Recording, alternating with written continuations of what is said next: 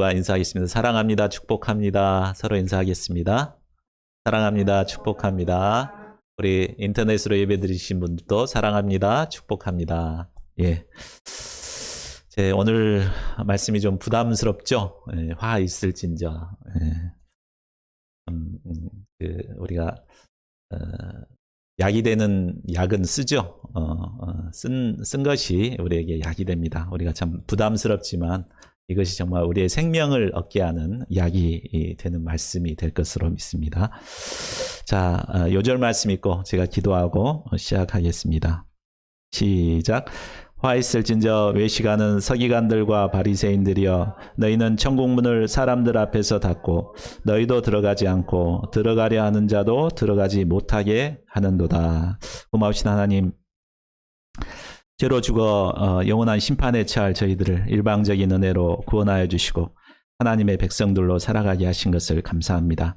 저희가 마땅히 이 세상에서 영향력 있는 삶을 살고 참 본을 보이는 삶을 살아야 할 텐데 참 그러지 못함으로 인하여서 참 세상 사람들로부터 조롱을 받고 손가락질을 받는 지경이 되어버렸습니다. 하나님 아버지, 무엇이 문제입니까? 오늘 말씀을 통해서 저희를 살펴보게 도와주시고 저희가 하나님께서 기뻐하시는 참 지도자요 또 참 하나님의 백성들로 살아갈 수 있도록 축복하여 주시기를 간절하게 기도합니다.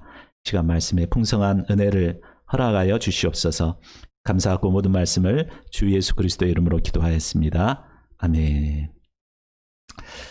예, 3개월 전에 아프리카 한 여성이 직장에 취업했다는 이유로 탈레반의 테러를 받아서 두 눈이 실명하는 사건이 보도되었습니다. 자, 이 사람이 33살의 카테라라는 사람인데 참 직업을 얻기 위해서 그 많은 고생을 해가지고 겨우 이제 경찰 공무원이 됐어요. 경찰이 됐어요. 근데 불과 3개월 만에 이런 테러를 당해서 더 이상 근무를 할 수가 없게 이렇게 되었습니다.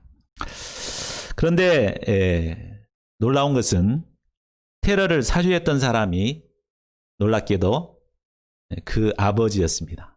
그 아버지가 이렇게 탈레반한테 이렇게 얘기해가지고 테러해라고 이렇게 해서 눈을 실명하게 되었습니다. 더 놀라운 것은 그 가족들, 어머니와 모든 가족들이 그 아버지를 비난하는 것이 아니라 바로 사고를 당한 이 여인을 비난한 것입니다. 사실 1970년대까지만 해도 아프가니스탄은 이런 나라가 아니었습니다. 수도 카불은 밤에도 불이 꺼지지 않는 아름답고 화려한 도시였습니다. 거리를 거니는 여성들도 자유롭고 행복한 삶을 영위했습니다. 제일 오른쪽에 있는 게 이제 여자 의사들입니다. 그래가지고 이제 학교에서 실습하는 것을 이렇게 한 거죠. 그러니까 여자들이 이렇게 자유롭고 막 이렇게 사회 활동도 많이 하고 이런 곳이 아프가니스탄이었습니다. 그러나 1990년 탈레반이 집권하고 이슬람 국가로 건설되면서부터 여성의 인권은 급격히 추락하게 되었습니다. 공공장소에서 여성의 얼굴과 몸은 다 가려서 부르카라는 이런 옷을 입고 다녀야 했습니다. 탈레반은 여성의 삶을 철저히 규제하였고 여성 성폭력 또 강제 결혼은 날로 급증하게 되었습니다. 이처럼 백성들의 행복과 불행은 누가 다스리는가에 달려져 있습니다. 예수님 당시 백성들 역시 불의한 지도자들의 다스림으로 인해 큰 고통을 겪고 있었습니다. 자, 그렇다면 그들을 다스렸던 지도자들의 문제는 구체적으로 무엇이며 또한 그들에게 임할 하나님의 진노는 무엇입니까? 이 시간 예수님의 책망의 음성을 통해 우리의 모습을 돌아볼 수 있기를 바랍니다. 그래야 저희 모두가 하나님께서 쓰실 만한 영향력 있는 영적인 지도자로 성장하게 되기를 기도합니다. 자, 첫째, 서기관과 바리새인들의 문제 1절에서 12절 말씀입니다. 1절을 보십시오. 예수님을 시험하기 위해 왔던 종교 지도자들이 떠나고 난 뒤에 예수님은 무리와 제자들을 따로 불러서 말씀하십니다. 이는 그들이 자신들의 문제를 깨닫고 회개하기를 기대했기 때문입니다. 그들은 이제 예수님은 그 전에는 그들의 문제를 직접적으로 이렇게 얘기를 하지 않았습니다. 간접적으로 비유를 통해서 얘기를 했습니다. 그 이유는 바로 그들이 자신의 문제를 깨닫고 회개하기를 기대하셨기 때문입니다. 그러나 그들은 오히려 예수님을 올무에 걸리게 하고자 예수님을 시험했습니다. 지난주에 배웠죠? 이런 그들은 더 이상 변화나 개선의 여지가 없었습니다. 이에 예수님은 그들의 문제가 무엇인가를 밝히 드러내므로 무리와 제자들이 악영향을 받지 않도록 돕고자 하셨습니다. 자, 그러면 바리새인과 서기관들과 같은 종교 지도자들의 문제는 무엇입니까? 첫째로 그들은 가르치기만 하고 행하지는 않았습니다. 당시 서기관들과 바리새인들은 회당 앞자리에 있는 모세의 자리에 앉아서 율법을 해석하고 가르치기를 좋아했습니다. 말하자면 우리 강대상이겠죠. 여기에 앉아서 이렇게 가르치는 걸 좋아했습니다. 그들은 미사여구를 써가면서 아주 유창한 말로써 백성들을 가르쳤습니다. 그런데 가르치기는 잘했지만 정작 자신은 그 가르침을 행하지 않았습니다. 예수님은 그들의 말은 행하고 지키되 그들의 행위는 본받지 말라고 하십니다. 또한 그들은 무거운 짐을 묶어서 사람들의 어깨에 지었습니다. 여기서 무거운 짐이란 말은 바로 장로들의 유전과 규례를 말합니다. 그들은 율법을 잘 지켜야 한다고 하면서 수많은 유전과 규례를 만들어서 지키기를 강요했습니다. 예를 들어서 안식일법 하나 지키도록 하기 위해서 39가지나 되는 규례들을 만들어서 철저하게 지키도록 이렇게 했습니다. 수많은 그 율법들을 이런 식으로 지키려고 그러면 얼마나 힘들겠습니까? 참 백성들에게 이렇게 막 부담은 주면서 실상 그들은 뒷짐을 지켜놓고 다 잘한가 못한가 보자 이렇게 보고 한 손가락으로도 도와주고자 하지 않았습니다. 이런 지도자들 밑에서 백성들은 무거운 율법의 짐에 눌려 고통을 당할 수밖에 없었습니다. 영적인 지도자는 양들에게 짐을 지어주는 것이 아니라 오히려 양들의 짐을 벗겨주고 대신 져주는 자가 되어야 합니다. 선한 목자이신 예수님은 요한복음 10장 11절에서 말씀하셨습니다. 나는 선한 목자라. 선한 목자는 양들을 위해 목숨을 버리거니와. 선한 목자는 양을 부담스럽게 하는 목자가 아니라 양들을 위해서 노력하는 목자요. 양들을 위해서 심지어 자기 목숨까지 버리는 목자가 선한 목자입니다. 이렇게 양들을 위해 희생할 때, 지도자가 양들을 위해 희생할 때 양들은 무럭무럭 자라고 성장하게 됩니다.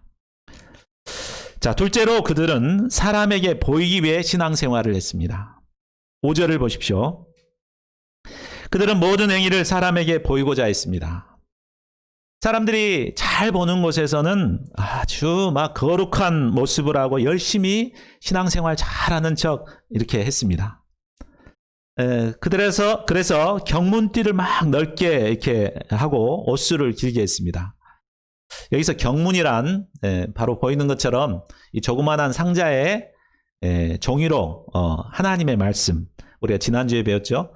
신명기 6장 4, 5절 말씀을 이제 말아서 이것에 딱 보관을 합니다. 그래서 머리 이마하고 이 팔에다가 이렇게 경문줄로 이렇게 메어서 달고 다닙니다.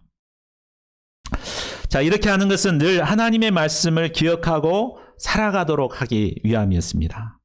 그런데 바리새인과 서기관들은 보통 사람들보다 이 경문을 크고 또 경문띠도 넓게 해가지고 막 보란듯이 이렇게 메고 다녔습니다.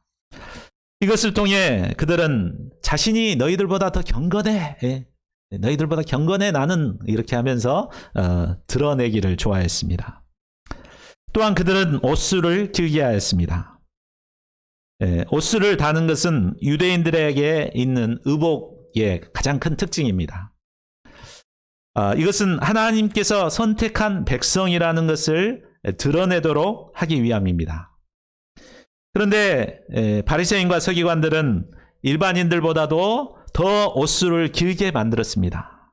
이것은 보통 사람들보다 자신이 더 구별된 사람이라는 것을 드러내고자 함이었습니다.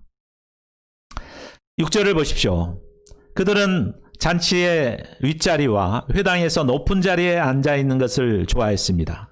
또 시장 어귀에 서서 많은 사람들로부터 인사받는 것과 랍비, 선생님이라고 불린 것을 좋아했습니다. 그래서 사람들이 모이는 곳이면 어김없이 아주 거룩한 모습을 하고 나타나 사람들에게 인사를 받는 것을 좋아했습니다. 이런 그들은 눈에 보이지 않는 하나님의 영광보다 눈에 보이는 사람의 영광을 구하는 자들이었습니다. 그런데 우리가 이런 바리새인과 서기관들을 판단은 하지만 실상 우리도 이렇게 하기 쉽다는 것입니다. 우리가 신앙생활할 때 사람들 앞에서 신앙생활하고 사람들에게 인정받고 칭찬받기 위해서 신앙생활하기가 쉽습니다. 사람들은 누구나 인정과 칭찬을 받고 싶은 욕구를 가지고 있습니다. 칭찬받으면 굉장히 기분이 좋죠. 근데 아무런 칭찬도 없으면 내가 이거 못됨시해 이렇게 되기 쉽습니다. 그래서 우리가 신앙생활을 하면서 은근히 사람들한테 드러내고 싶어하고 또 사람들의 이런 인정과 칭찬을 구할 수 있습니다. 이것은 바로 자기 자신을 속이는 삶이 되고 하나님을 속이고 하나님을 속이는 위선적인 삶을 살아야 합니다. 신앙생활이란 바로 거룩하신 하나님 앞에서 믿음으로 살아가는 것입니다. 하나님의 영광을 구하며 하나님의 인정과 칭찬을 바라보며 살아가는 것이 바로 신앙생활입니다. 우리가 이렇게 하나님께 인정과 칭찬을 받으며 살아가고자 할 때 더 이상 사람들의 인정과 칭찬에 얽매이지 않게 됩니다. 이런 사람은 누가 인정해주건 인정해주지 않건 늘 하나님 앞에서 신령한 축복을 누리며 기쁨으로 신앙생활을 하게 되는 것입니다. 자, 8절에서 10절을 보십시오. 당시 서기관들과 바리새인들은 백성들을 지도하는 위치에 있었기 때문에 랍비, 또 아버지, 지도자라는 호칭을 불려지기를 원했습니다. 자, 사람들이 이런 존경의 호칭으로 나를 불려준다는 것은 매우 신나는 일입니다. 그러나 우리가 사람들이 부르는 호칭이나 명예에 집착하게 되면 그것은 결국 하나님께 돌려야 할 영광을 가로채는 죄를 범할 수 있는 것입니다. 하나님의 종은 오직 하나님의 이름과 예수님의 이름만을 높여야 합니다. 자신을 낮추고 이름도 없이 빛도 없이 주님의 영광을 드러내는 삶을 살아야 합니다. 우리는 이러한 삶을 세례 요한을 통해서 볼 수 있습니다. 세례 요한이 광야에서 외치는 자의 소리로서 사명을 감당했죠. 이 소리라는 것은 메시지를 전하고는 사라져버리는 것입니다. 그는 한때 그리스도가 아닌가 할 정도로 사람들에게 큰 인기를 받았습니다. 그러나 주인공이신 예수님이 등장하자 그는 철저하게 자신을 낮추고 예수님이 그리스도 되심을 높여 증거하였습니다. 그리고 무대 뒤로 조용히 사라져 버렸습니다. 11, 12절을 보십시오. 예수님은 진정으로 위대한 자가 어떤 자인가를 말씀하십니다. 너희 중에 큰 자는 너희를 섬기는 자가 되어야 하리라. 누구든지 자기를 높이는 자는 낮아지고 누구든지 자기를 낮추는 자는 높아지리라. 예수님의 제자요 참 지도자는 백성들을 섬기는 자가 되어야 합니다. 겸손히 자신을 낮추고 백성들을 섬길 때 장차 하나님께서는 그를 높여주십니다. 오늘날도 지도자라고 자처하는 자들이 많습니다. 그러나 바리새인과 서기관들처럼 말만 번지르르하게 잘하고 행함이 없는 지도자가 많습니다. 사람들에게 인정과 칭찬받기를 좋아하고 높은 자리에 앉아서 권위나 부리기를 좋아합니다. 몇 년 전에 문화선교연구원이라는 곳에서 젊은이들이 왜 교회를 떠나는가 조사를 한 적이 있습니다. 이때 가장 많이 떠나는 이유를 얘기했던 게 뭐냐면 바로 권위적인 목사에게 상처를 받아서 교회를 떠나게 되었다. 이렇게 대답하는 젊은이들이 많았습니다. 결국 지도자의 문제로 인해 한국 교회는 점점 쇠락의 길을 가고 있다는 것을 보여주고 있습니다. 자, 그렇다면 우리가 어떻게 영향력 있는 지도자가 될 수 있을까요? 그것은 바로 우리의 선한 목자이신 예수님을 본받을 때 가능합니다. 예수님은 마태복음 20장 28절에서 말씀하셨습니다. 인자가 온 것은 섬김을 받으려 함이 아니라 도리어 섬기려 하고 자기 목숨을 많은 사람의 대속물로 주려 함이니라. 예수님은 모든 피조물의 영광을 받으시고 섬김을 받으시기에 합당하신 분이십니다. 그러나 예수님께서는 섬김받는 것을 부인하시고 도리어 낮아져 섬기기 위해 이 땅에 오셨습니다. 공생의 3년 동안 많은 죄인들을 섬기시다가 마침내 죄인들을 대신해서 대속의 죽음까지 죽으셨습니다. 우리는 이 예수님의 섬김으로 구원함을 받고 하나님의 자녀가 되었습니다. 그러므로 우리는 마땅히 이 예수님을 본받아 섬기는 종의 삶을 살아야 합니다. 이를 위해서는 먼저 우리가 섬김받고자 하는 마음을 철저하게 부인해야 합니다. 인정받고자 하는 마음을 부인해야 합니다. 그리고 나를 죽기까지 섬기신 예수님을 본받아 섬기는 자가 되고자 해야 합니다. 이때 우리는 작은 예수가 되어 있는 곳에서 영향력 있는 삶을 살아갈 수 있습니다. 아무도 나를 인정해 주지 않지만 또 아무런 칭찬도 없지만 묵묵히 기쁨으로 맡겨주신 사명을 감당할 수 있습니다. 저희 모두가 선한 목자 예수님을 본받는 참 지도자들이 될 수 있기를 기도합니다. 둘째, 화를 부르는 7가지의 죄, 13절에서 34절 말씀입니다. 자, 앞에서 우리는 바리새인과 서기관들의 잘못된 신앙 자세를 살펴보았습니다. 자, 신앙 자세가 잘못되어 있으면 반드시 삶에서 악한 죄악의 열매를 맺어가게 마련입니다. 또한 이러한 죄악으로 인해 결국 하나님의 진노와 심판을 받을 수밖에 없습니다. 예수님은 이런 그들을 향해 7가지의 화를 선포하십니다. 화 있을진저 외식하는 서기관과 바리새인들이여. 자, 그러면 예수님께서 진노하시는 그들의 죄악은 구체적으로 어떤 것입니까? 첫째로 그들은 누구도 들어가지 못하도록 천국문을 닫아버린 것입니다. 13절 요절인데 같이 한번 읽어보겠습니다. 자, 시작. 화 있을진저 외식하는 서기관들과 바리새인들이여, 너희는 천국문을 사람들 앞에서 닫고 너희도 들어가지 않고 들어가려 하는 자도 들어가지 못하게 하는도다. 예수님께서 오시기 전까지는 천국문이 굳게 닫혀져 있었습니다. 그런데 예수님께서 이 땅에 오심으로 이제 천국문이 활짝 열려지게 되었습니다. 예수님이 첫 번 메시지가 회개하라 천국이 가까이 왔느니라. 그래서 천국 메시지를 전하면서 천국 복음을 전하셨습니다. 누구든지 회개하고 천국의 주인이신 예수님을 영접하기만 하면 이제 천국 백성이 될 수 있었습니다. 천국에 들어갈 수 있었습니다. 서기관과 바리새인들은 백성들을 천국으로 인도해야 할 책임을 갖고 있는 지도자들이었습니다. 그런데 그들은 예수님을 영접하지 않을 뿐만 아니라 다른 사람들이 예수님을 영접하지 못하도록 회방을 놓았습니다. 그들은 예수님과 제자들을 몰래 따라다니며 비판과 비판할 꽃들을 찾아서 비난했습니다.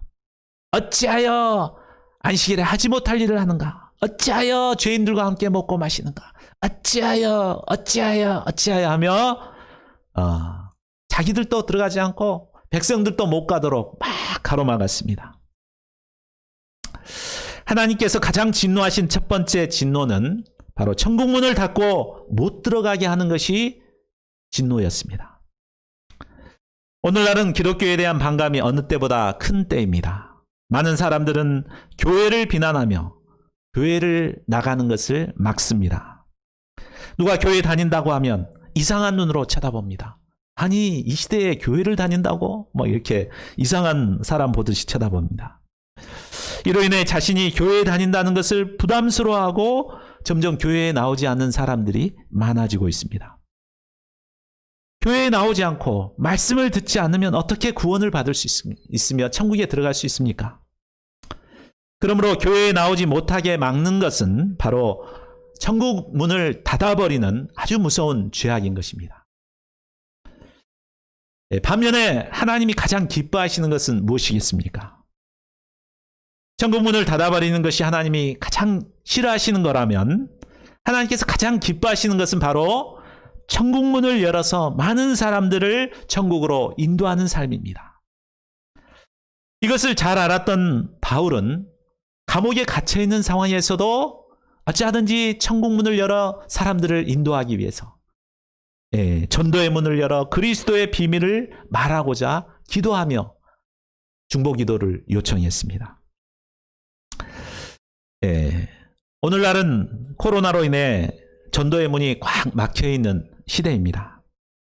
그러나 저희가 이런 시대에도 전도의 문을 열어서 그리스도의 비밀을 말하고자 어찌하든지 기도하고 도전할 때 하나님께서는 이것을 정말 기뻐하실 것입니다. 저희 모두가 이런 하나님이 기뻐하시는 삶을 살아갈 수 있기를 기도합니다.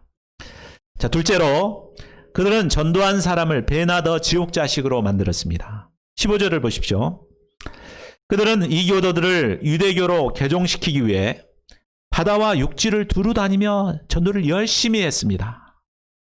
그래서 열심히 해가지고 개종자를 하나 다 이렇게 얻게 되면 이들에게 복음 대신에 율법을 가르쳐서 자기보다 더 열심히 있는 지옥 자식이 되게 해버렸습니다.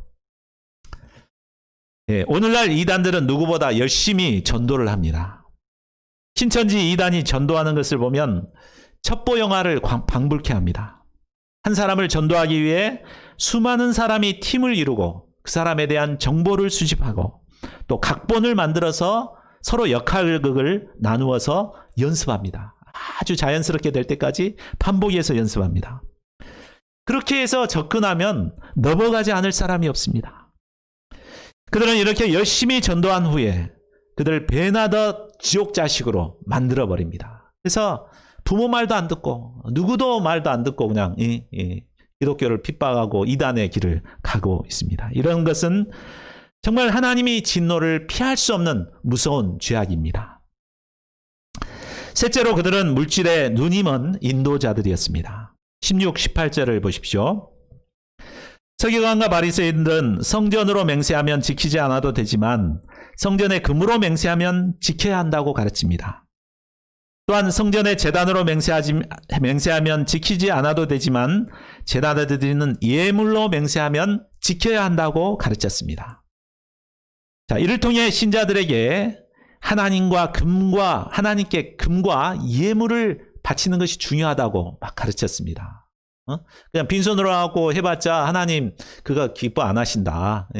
정말 금을 가지고 와서 이렇게 드릴 때 하나님이 기뻐하신다. 이렇게 했습니다. 그래서 금과 예물을 바치도록 이렇게 유도를 했습니다. 그래서 사람들이 막 금을 가지고 오면은 공개적으로 광고를 해가지고 누가 이렇게 금을 얼만큼 바쳤다고 이렇게 축복해주고 칭찬을 해주었습니다. 이걸 통해서 자신의 배를 불려 나갔습니다. 자, 17, 19절을 보십시오. 예수님은 말씀하십니다. 어리석은 맹인들이여 어느 것이 크냐? 그 금이냐? 그 금을 거룩하게 하는 성전이냐? 맹인들이여 어느 것이 크냐? 그 예물이냐? 그 예물을 거룩하게 하는 제단이냐? 성전의 금이 거룩한 것은 바로 성전이 있기 때문에 그 금이 거룩한 것입니다. 제단의 예물이 거룩한 것도 바로 제단이 있기 때문에 그 예물이 거룩한 것입니다. 그러나 그들은 욕심에 눈이 멀어서 정말 비본질적인 금이나 재물을 더 중요하다고 가르쳤습니다. 이처럼 지도자가 물질 욕심에 사로잡히게 되면 눈먼 맹인이 되어버립니다. 물질의 욕심에서 벗어나기 위해서는 영원한 하나님 나라를 사모해야 합니다. 장차 우리에게 주실 의의 면류관을 사모해야 합니다. 그래야 할 때 우리는 세상 물질의 유혹을 이겨내고 영향력 있는 신앙인들로 살아갈 수 있습니다. 자, 넷째로 그들은 율법의 정신을 버렸습니다. 23절을 보십시오. 소득의 11조를 하나님께 바치는 것은 신자들이 마땅히 감당해야 할 의무입니다. 그들은 11조를 감당하기 위해서 텃밭에서 나오는 박하나 회양이나 또 약용식물인 근채까지도 철저히 구별해서 11조를 드렸습니다. 참 이것만 보면 그들은 참 훌륭한 신앙인들이었습니다.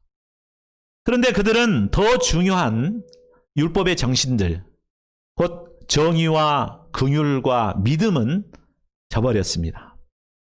작은 계명은 까다롭게 굴면서도 큰 죄는 쉽게 범했습니다.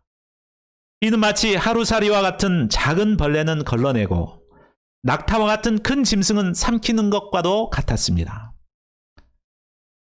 11조를 구분하여 드리는 것은 신앙생활에 있어서 매우 중요합니다. 그러나 그것보다 더 중요한 것은 바로 율법의 정신을 지키는 것입니다. 예수님은 이것도 행하고 저것도 버리지 말아야 한다고 가르치십니다. 자, 다섯째로 그들의 내면에는 탐욕과 방탕이 가득했습니다. 25절을 보십시오. 그들은 잔과 대접의 겉은 수세미로 문질러서 아주 깨끗이 씻었습니다. 그들은 매일 철저하게 정결 예식도 행했습니다. 그러나 겉만 깨끗하게 했지 그 안은 온갖 더러운 것으로 가득했습니다. 탐욕, 방탕, 음란과 추한 생각이 가득했습니다. 예수님은 이런 그들을 책망하십니다. 26절을 보십시오. 눈먼 바리새인이여, 너는 먼저 안을 깨끗이 하라. 그리하면 겉도 깨끗하리라. 우리가 몸을 씻지 않고 며칠을 지내면 더러운 때가 몸에 생기게 됩니다. 이처럼 타락한 우리 인간의 내면도 가만히 놔두면 자연스럽게 더러운 것이 붙게 됩니다. 음란한 생각이 붙게 되고 탐심, 이기심, 교만 등 온갖 제약된 생각들이 덕지덕지 붙게 됩니다. 그래서 예레미야 선지자는 만물보다 거짓되고 힘이 부패한 것이 바로 사람의 마음이라고 말했습니다. 그러면 이처럼 부패한 우리의 내면을 어떻게 깨끗하게 할 수 있을까요?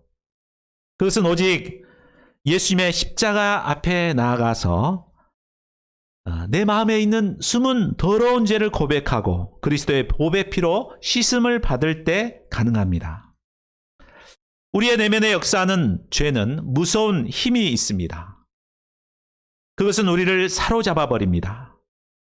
이를 물리치기 위해서는 더 강한 힘이 필요합니다. 그것이 무엇입니까? 바로 예수님께서 주시는 십자가의 보배 피, 사죄의 은혜입니다. 예수님의 사죄의 은혜를 받기 위해서 우리는 나의 죄가 무엇인가를 깨닫고 회개해야 합니다. 그래야 할 때 예수님께서는 모든 불의에서 우리를 깨끗하게 하십니다. 우리 요한일서 1장 9절 말씀 한번 같이 읽어볼까요? 자, 시작. 만일 우리가 우리 죄를 자백하면 그는 미쁘시고 의로우사 우리 죄를 사하시며 우리를 모든 불의에서 깨끗하게 하실 것이요. 네, 저희 모두가 참 날마다 말씀을 통해서 죄를 발견하고 예수님 앞에 나아가 자신의 죄를 고백함으로 늘 깨끗함을 받는 자들이 될 수 있기를 간절히 기도합니다. 자, 여섯째로 그들의 내면에는 외식과 불법이 가득했습니다. 27, 28절을 보십시오. 회칠한 무덤은 겉은 아름답게 보이지만 바로 그 밑에는 썩은 시체와 뼈다귀가 가득합니다. 이와 같이 그들의 겉은 화려해 보였지만 그 안에는 외식과 불법이 가득했습니다. 종교 지도자들은 내면에 심각한 죄들로 썩어가고 있으면서도 겉만 깨끗하게 하고 화려하게 함으로 자신을 위장했습니다. 하나님께서는 우리의 중심을 보시는 분이십니다. 우리의 중심을 보시는 하나님은 우리가 거짓으로 우리 자신을 감추고 외식할 때 무섭게 진노하십니다. 7째로 그들은 하나님의 종들을 대적하고 핍박했습니다. 29, 30절을 보십시오. 그들은 선지자들의 무덤을 확장하여 단장하고 의인들의 비석을 세웠습니다. 그리고 자신들이 조상 때에 있었다면 선지자의 피를 흘리지 않게 했을 것이라고 말했습니다. 그러나 이 말은 결국 자신들이 선지자들을 죽인 그 자들의 후손이라는 것을 인정하는 말이었습니다. 33, 34절을 보십시오. 결국 그들도 조상들의 죄를 따라 하나님의 아들 예수 그리스도까지 대적하고 결국 십자가에 못 박아 죽이는 죄를 범하게 됩니다. 뿐만 아니라 복음 전파자들도 죽이게 되고 십자가에 못 박고 채찍질하고 박해하는 죄를 범하게 됩니다. 예수님은 이런 그들을 뱀, 독사의 자식이라고 무섭게 책망하십니다.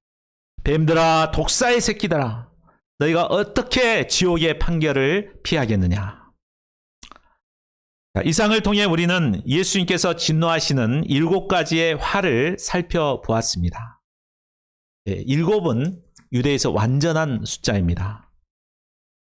앞에서 열거한 7가지의 참 화는 지도자들이 범하기 쉬운 죄악의 열매들입니다.